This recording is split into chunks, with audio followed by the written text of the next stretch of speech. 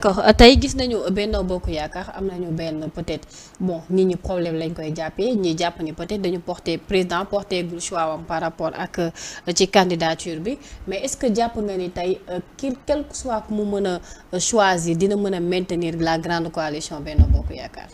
Je ne pense pas. Pourquoi? Je ne pense pas. Pour moi, les choses naissent pour mourir. Il faut intégrer la mort de tout dès que c'est né. Léegi nag il y a une belle vie ci diggante bi mais il faut savoir reconnaître la fin des choses. Pour man le président de la République xëy na lu xew nii. xalaatu ko woon. Ok. Mais bon moi ce sont des choses que j'ai vu venir quand j'ai dit président du bokk ci présidentielle bi dafa am fu mu ko tegoon. Et ça s'est avéré ba pare ne que du yomb noonu pour moom pour mu am ko muy désigner parce que entre koo xamante ne sur des principes.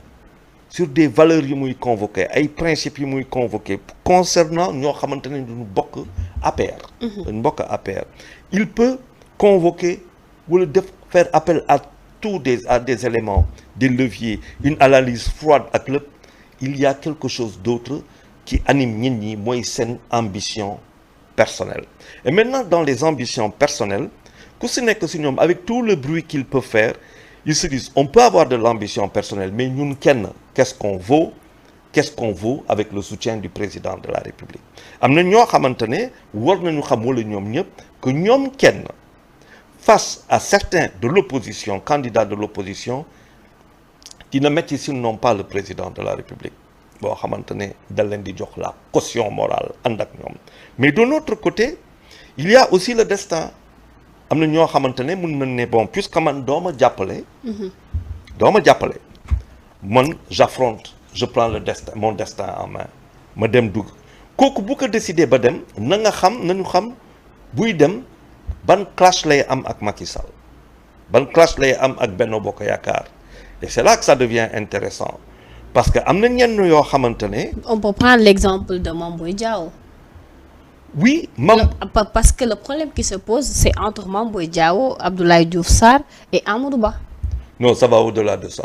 Bon, juste les jot a xew, je veux dire. Non, c'est ce que les gens disent. Moi, je fais attention à ce que les gens veulent me vendre et moi, les analyses que je fais. D'accord. Aujourd'hui, il y a, on parle d'Amadou Ba. Amadou Ba, on en a toujours parlé. D'accord, depuis le début. Mais on en a toujours parlé. Et Amadou Ba a d'ailleurs payé très cher. Il y en a ambition, il y a une qui est prêtée. On est d'accord. Bon, Amadou Ba, aujourd'hui, bu waxoon tey Macky Sall tànn ko Amadou Ba ne très bien, ok. Man je prends mon destin en main.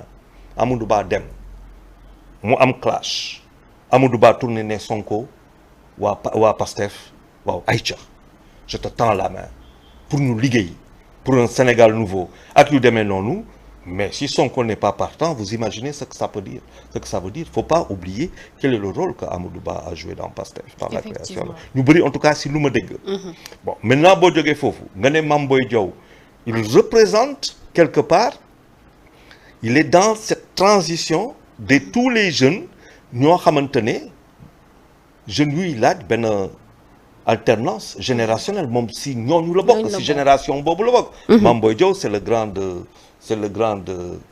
par exemple Ousmane Sonko mais lu mu ko rawee bëriwul donc ñoom ñoo bokk génération donc moom aussi il fait partie de cette génération boo xamante ne mun nañ laaj le changement lu mu tudd comment dire générationnel une alternance générationnelle il faut voir aussi que moom bu ne je choisis le destin n'oublions pas que moom ak Sonko dafa am lu ñu bokk donc bu ñu demee noonu après on a quelqu'un comme Abdoulaye Daouda Diallo mais qui devra faire la part des choses avec un certain Cheikh Oumar Anne à Podor on a comment dire Abdoulaye Diouf Sarr on a Abdoulaye Diouf Sarr Abdoulaye Diouf Sarr maintenant est-ce qu'il a une représentation maanaam au-delà de Dakar qu'est-ce qu'il représente est-ce qu'il est national boo demee foofu boo jógee si moom il y a Boun Abdallah Dionne qui présente quand même des caractéristiques yoo xamante ne professionnel ak yu demee noonu yoo xamante ne il a aussi le profil pour être un président de la République mais derrière il y a aussi des Amadou Hott